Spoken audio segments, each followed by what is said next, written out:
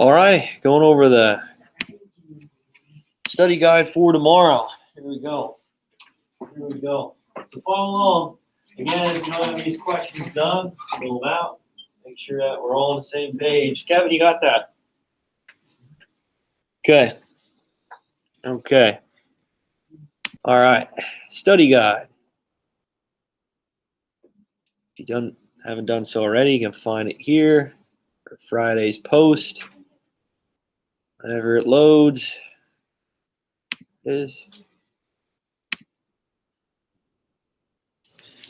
See if I'm presenting. We're good. All right. Number one, describe what the Red Scare was within America. What was it? Haley, go ahead. Saw your arm go up. I don't know if your hand was going up or not. All right, go ahead. Yeah, okay, good job. So we all know what the Communist Revolution, right, in Russia. That's what pulled them out of World War One. Okay.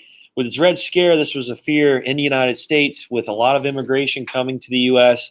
that eventually maybe communism could take over the U.S. All right. So there's a lot of court cases, which I mentioned a few of them when we're during quarantine, about Schenck versus the United States, right?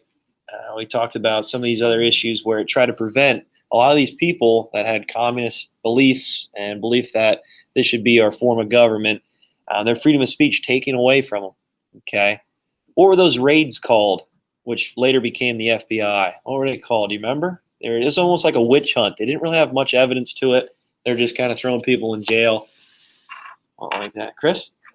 The Palmer raids. Good job. The Palmer raids. Good, good. So Palmer and his group would go around and try to investigate and find people that were communist sympathizers and throw them in jail. One thing that really didn't have much traction because they didn't have much evidence, right? They didn't have much proof of these people actually being communists. And there's still a point, like if you didn't like your neighbor, it's like, oh yeah, he's a communist sympathizer. Cops would come, throw them in jail, or fine them really heavily. They'd lose their job, lose their way of life. It was a terrible time. It was sad. Okay, that was a fear in the United States. And that's going to continue.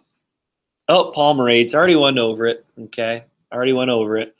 Later came the FBI, obviously using evidence, using proof behind things. But these people, at the start of the 1920s, there's a group that was developed by the government to try to find where these communists were, try to put them in jail, get them out of the United States. All right. What was the name of Charles Lindbergh's plane? All right, this one's a little different, but you can find it on the bulletin board above you. Well, Haley and Ethan. What's that called? Haley, go ahead. You got it. The Spirit of St. Louis. Good. The Spirit of St. Louis. So he was the first person to fly nonstop across the Atlantic Ocean. Took about 33 hours to do so. Forever. But hey, you can see the advancement of the airplane from really 1903 when the Wright brothers glided for 100 yards. And then in World War I, we saw the advancements. And now we have people flying across the Atlantic Ocean.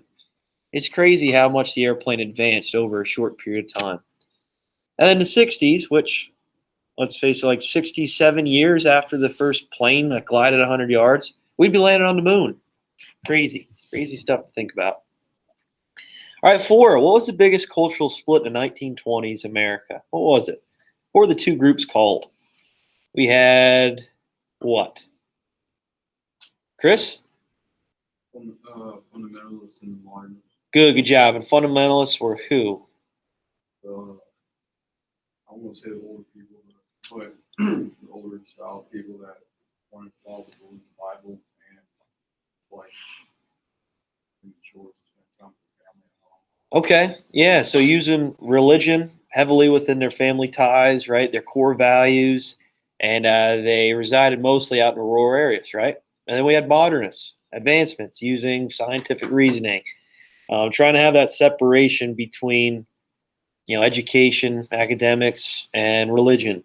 And this was a new style of living, especially in the urban areas in these cities, where people will go out, have fun, entertainment, drink it up, party it up, you name it. And this was a huge clash in American society. 5, at its heart, the Scopes trial was a clash between what two ideas? Fundamentalists and modernists, right? This was the man, right, who was talking about evolution in school. This went against the law that was formed in Tennessee to try to prevent this talking of evolution, which challenged a lot of religious aspects of talk. Okay, and this was something that really brought the attention of the United States. 6. What was the major difference between urban and rural lifestyles in the 1920s? What do you have, Autumn, for 6?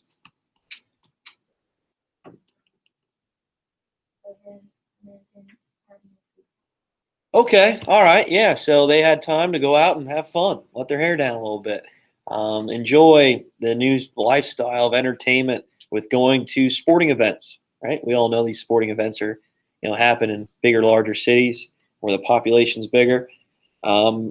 Enjoying time with drinking alcohol, going to parties, you name it, right? So with bootlegging, going to speakeasies, which many of the fundamentalists kind of shook their head at. I couldn't believe what was going on in these larger cities, this difference of lifestyle.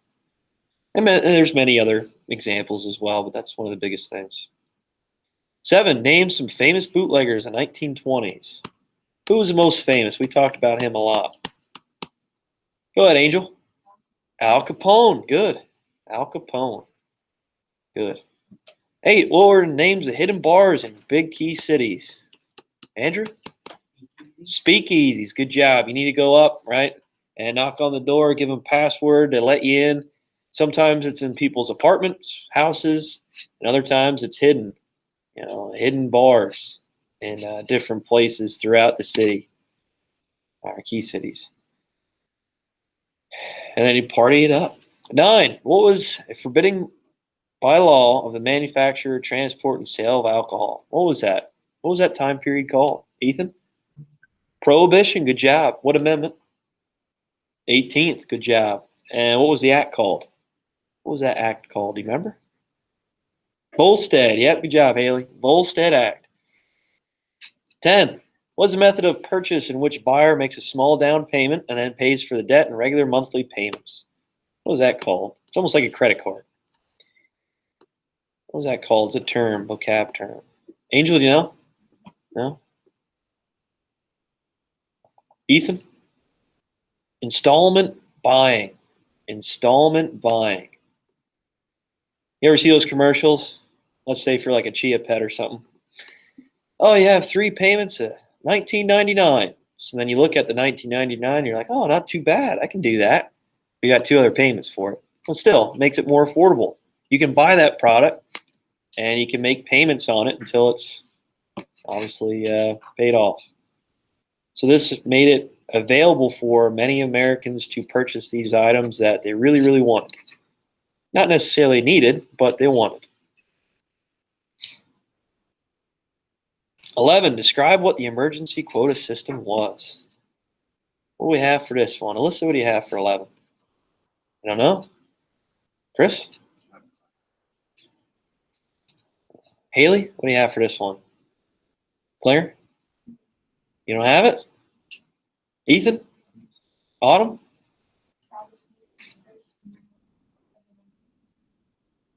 Say it again, sorry.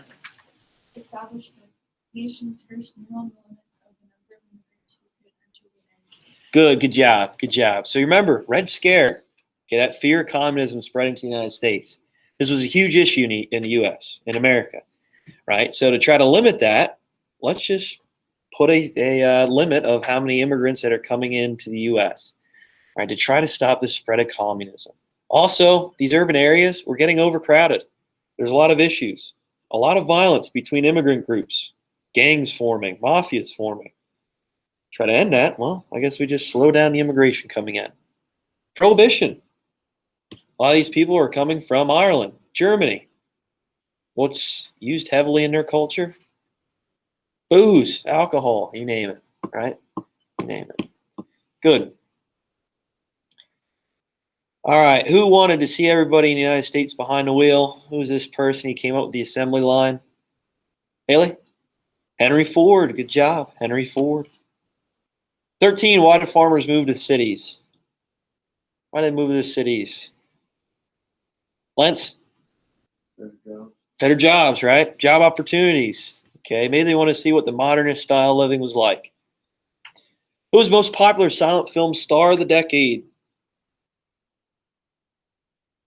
Who was it? Go ahead, Lance. Charlie Chaplin. Charlie Chaplin. Good work. Charlie Chaplin. A lot of his skits didn't involve sound. He wasn't talking. It was just him kind of rolling around on the ground, getting himself in these weird predicaments, right? 15, who sided with the Tennessee or state of Tennessee in the Scopes trial? He ran for president 3 times, lost 3 times. Go ahead, Chris. I'm right, but John Stewart. No, he was the man that was getting charged against. Yeah, he's the one who broke the law, the Butler Act. Haley? Good job. William Jennings Bryan. William Jennings Bryan. All right, 16. Period in time when African American culture was expressed in artwork and new perception was created for African Americans. Angel? Harlem Renaissance. Remember, rebirth. Rebirth of culture in the United States. Rebirth of maybe some unity with this entertainment and opportunities. 17. First pilot to fly nonstop from New Jersey to Paris, France. We talked about him already. Spirit of St. Louis. What was his name? Andrew? What was his name? His son? Charles Lindbergh. Yeah, there you go. Charles Lindbergh. If you haven't done so already, check that story about his son being taken, right? Held for ransom. It's a unique story that not many people talk about too much. You don't really hear about it too much. All right. 18. Who sided with John Scopes during the Scopes trial? What? Charles Lindbergh. 18. Who sided with John Scopes during the Scopes trial? So going against the Butler Act and state of Tennessee. Say, you know what? Evolution should be talked about and discussed in classes, in school, and education. Who is it? Who is it? Anybody? Ethan, you have this one? No? Clarence Darrow. Clarence Darrow. So he's the one who pretty much won that court case, but because there's a lot of fundamentalist ideas, livelihood, they sided with the Butler Act against theory of evolution here with that. 19. Why did African Americans move to the North? What was this called? Melissa, do you have this one? Great migration. Good. Great migration. And for better jobs, better opportunity. Remember the Jim Crow laws in the South. Okay. Segregation. African Americans wanted a new start, a rebirth, right? Renaissance. Yeah. Okay. 10. First movie where video is synchronized with sound.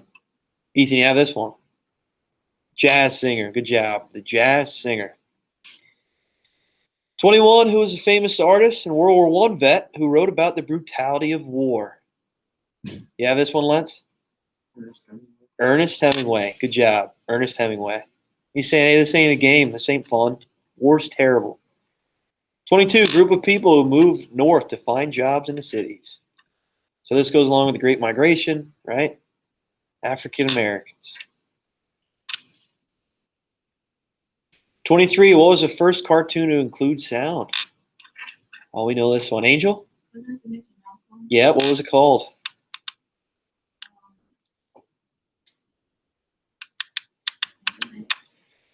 Steamboat Willie. Steamboat Willie. Good. Who was the artist, The Great Gatsby? Who was that?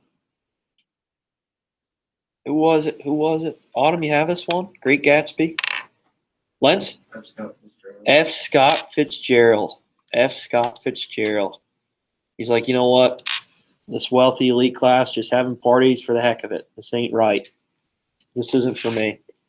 25. Name of a woman who acted outlandish during the 1920s that wore looser style clothing.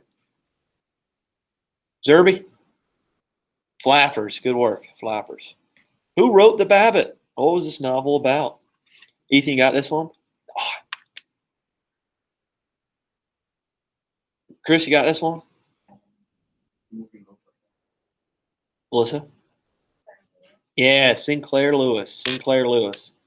And it was talking about the conformity, right? Materialism in these urban areas, right? People were just infatuated with buying the most expensive clothing, going to the most famous bars, drinking the most expensive booze. Why? You don't need to. Oh, Scopes trial. We know that was talking about evolution, right? Going against Butler Act. 27, describing prohibition may have caused more crime. Organized crime, Al Capone. People were bootlegging alcohol. Mafias, mobs were created because everybody wanted to make a quick buck off of this. Crazy times. All right. Hey, test tomorrow. See you guys later. Take care. Turn that study guide in. For you guys in here, I'll just come around and check it tomorrow. Start a class. All right. Those of you at home, turn it in for today's announcement, today's assignment. See you.